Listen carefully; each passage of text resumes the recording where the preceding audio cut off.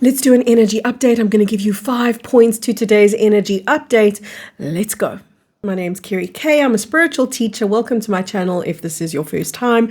Most of my work centers around, ascension, around transcendence of the false matrix. Today, however, I want to do a check-in with you guys and see, where are you? Have you stopped to take notice? Where am I? How am I doing? Let's do that together and do an energy update. So I'm going to share with you what's going on energetically. There's a couple of themes we've been dealing with. One of them is self-doubt. Let's talk about this and how it's going to show up for you, how the current energy is bringing these things into view for you. So in the comments below, use that time to really check in with yourself. And I do mean it, because I feel like we don't do this often enough. We don't have an honest check-in with, wait, where am I right now? What's going on inside of me in this moment? Not to analyze, but to connect. So let's start talking with self-doubt. Where does self-doubt come from, and why is the energy of self-doubt pertinent for us right now? Well, because we're cleansing it, and I'll tell you where self-doubt comes from. It comes from the realization that the being that's running the ship is this, the body. The one running the body is not you. The one running the body is the ego. And when that registers, you go, oh, I feel like a fraud. Oh, I feel somehow like I'm pretending, like I'm in pretense, like I've got something to cover up. Because that's really the place that the ego lives from. It's permanently covering its tracks, covering itself up, pretending to be someone it's not, something it's not. So aren't you used to looking at self-doubt and trying to talk yourself out of it? Aren't you used to looking at self-doubt like you've done something wrong? What I'm presenting to you today is that there's an energy of self-doubt on the planet that's cleansing. So don't push it away if it comes up for you. Look at it and go, okay, if I do feel fraudulent, or I do feel like I'm not good enough, or I do feel like I am in self-doubt, could it be that there's some part of me running the show here that shouldn't be? Is that where the self-doubt comes from? And then what could I do? Number one, acknowledge it. Number one, go, thank you. Thank you that I may see my ego right there, that I can catch it in the moment, because then I can free myself to move on. To where? To what? To how? To the true self. That's what this is all about. This life, this path of ascension, this time that we're in, this moving, almost like we're on a countdown. Do you feel that? Do you feel how we're on this timer? Nobody's got a big clock in the sky, but you can feel that. You can feel how every day we're, in a sense, running out of time. And that's not true. That's just a perception. We're not really running out of time. What it is we're registering, this is coming close now. Ascension is coming towards us, or we towards it. We don't have the time to dilly-daddle and delay like we used to. And do you know what happened to me? The moment I realized that, I became a straight talker. The moment I realized, what am I doing? Here I am cushioning everybody, cushioning the blow. I didn't want to offend anybody. I didn't want to say things like, hey guys, this is what's going on. This is where we are. The ego's been running the show. Because I know there's a lot of people that always go, no, that's not the case. Love and light, da-da-da. And you know what? There is love and light, but to be love and light, we've got to see some harsh truths. So when you feel that clock ticking, it's not a bad thing. So we've covered 2 things so far. We've covered self-doubt and where it comes from. And if it arises, don't talk yourself out of it. See that it's the ego, then invite the true self in. That invitation to the true self begins as an intention. So why don't you set that today? Why don't you just say something like this? Hey, true self, whoever you are, whatever you are, wherever you are, I don't even know what you feel like and what you look like, but hey, true self, I'm here to be you, to be true. And whatever it takes for me to step into that, these are powerful words, by the way, whatever it takes for me to step into that is what I'm willing to do.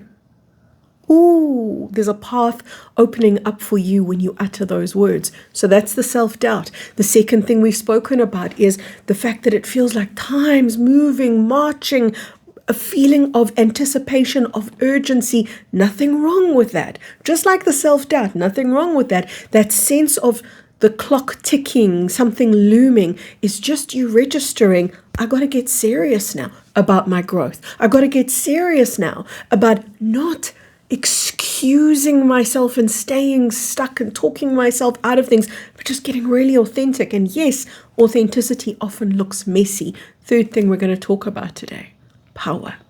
When you see power issues coming up, don't do the, oh, again, oh, I thought I dealt with this, oh, it's back. It's going to be back for a lot of people. The current energy is asking us to revisit the power play and the power struggle and to invite the divine feminine in. Whether you are in a masculine or feminine body, doesn't matter. Invite your divine feminine in, because that's the part of you that knows how to love unconditionally, forgive deeply, accept totally. That's the part of you that knows how to not be in opposition to life, to let go of resistance, to look at aggression, for example, which is really an expression of disempowerment. That's what aggression is. Aggression is when somebody goes, look, I feel so powerless that I've got to puff myself up. I feel so small that I've got to roar very loudly and come up into your face in order to show you how big I really am and to disguise how small I actually feel. When you understand what you're seeing when you see aggression, that you're seeing the woundedness of the ego, it allows for that divine feminine to come in and to really take her rightful place within you. And the rightful place of the divine feminine within you leads to power. But it's not the overriding kind of a power. It's not the bulldozer kind of a power, because that's not power at all. That's strength. There's a difference between strength and power. Strength is muscle, but power is your tenacity. It is your ability to stay in fluidity with life no matter what comes. Because you know what? Some of the strongest people, again, we're looking at the difference between strength and power. Some of the strongest people are the biggest flakes. They might have the biggest muscles, but that doesn't mean, and there's nothing wrong with you if you've got big muscles. Please understand what I'm saying. This is about true, authentic power, which sometimes doesn't look powerful. It's often soft. It's often understated. The divine feminine is coming in, and there's a replay of old power tactics and old power events, and it's not bad. It's resolution. It's you going, okay, I get to conclude the stuff now. Kind of like you're wrapping something up with a ribbon, right? I get to conclude this now. Do you know why? Because all of life is going to usher you into concluding the old. And I'm going to keep doing this for you. I'm going to keep bringing you these energy updates so that you can see, okay, this is what we're working on. Okay, so it makes me make more sense, right? If I see these things going on in my life. It doesn't mean you have to. Sometimes it might not be you specifically and personally, but then you just get an overview like, okay, this is where humanity is. That's cool. Fourth thing that I said I wanted to talk about, exhaustion and the beauty. I know, right? The beauty of exhaustion. Is there a beauty in exhaustion? Look at me today, guys. I just know somebody in my comment section is going to go, Kerry, you look haggard, or because sometimes as direct as I am, you guys are 10 times worse. And I love that about you, but damn it. I'm tired. I really am. I'm not even going to hide it from you guys and pretend that I'm all vital and yippee-ki-yay, because I'm honestly tired right now. And it's beautiful. Do you know why? And I want to invite you to not push away tiredness if that's where you are. Because when you're tired, sometimes it's you acknowledging, I'm tired of the old games. I'm tired of the old play. I'm tired of the old way. I'm tired of being stuck. And that's beautiful, because it means then that you get to give yourself permission to be new. Do you see? There's something within us that always resists new. There's something within us. It's a survival mechanism. It's an encoded primate genetic survival mechanism, because that's where the primate exists. It's in our genetic encoding. So it's going to say, look, new is the enemy. Let's just keep things how it was. Until you get too exhausted and you recognize it simply doesn't work anymore. So the exhaustion is asking you a question, and the question is, can you surrender? Can you surrender? And just don't even ask, what am I surrendering? Don't even go into the analysis. Just go, yeah. Be too tired to analyze. The best place you can be, because my God, then you can let go so swiftly, so easily, so completely, so thoroughly, so effortlessly. When you're not there with a little board analyzing, making notes, oh, well, then I let go of this, then I let go of that. Sometimes you just get to have a wave of energy leave your body and you go thank you, and you go gratitude, and you go beauty. Yes, I'm all for this. The fifth thing that we're going to talk about is parasite cleansing. I know it's a big need. Have you felt it within you to cleanse the body? What you're cleansing are parasites. Parasites are physical manifestations of external entities.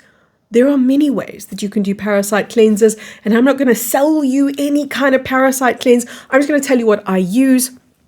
You don't have to. You're welcome to use the comment section to tell me. Maybe you know a parasite cleanse that's better than what I'm busy using right now. And by the way, on that note, thanks to you guys for putting your brilliant insights into my comment section, because I had bad sinus the other day when I did a video and you gave me awesome insights. So do it again for me and for everybody else, this time on parasite cleansing. So my parasite cleanse is wormwood. Wormwood artemisia is the best, but see what strain you can get. Clove, black walnut, and I take it as a tincture, and you can get it at your health shop. And don't ask me brands, because we all live in different countries and probably have very different brands and very different things available. You can take it as a tincture. You can take all three of those in one tincture. You can take all three of them as separate tinctures. You can also do numbers of different remedies and recipes. Don't make this about the remedy and the recipe though. Please make this about your willingness, because you can take the best parasite, the most expensive parasite cleanse that there is, the best on the market, and it's going to mean jack, diddly, and squat if you are not willing to let go. Do you see how the exhaustion, do you see how this all interplays? How everything is actually connected? Because this is what I do. I look at the energy, almost like I'm zooming out, standing back, looking at the world in front of me as an energy stream. And this is where your energy updates come from. From my heart, straight into yours. Lots and lots of love, everyone.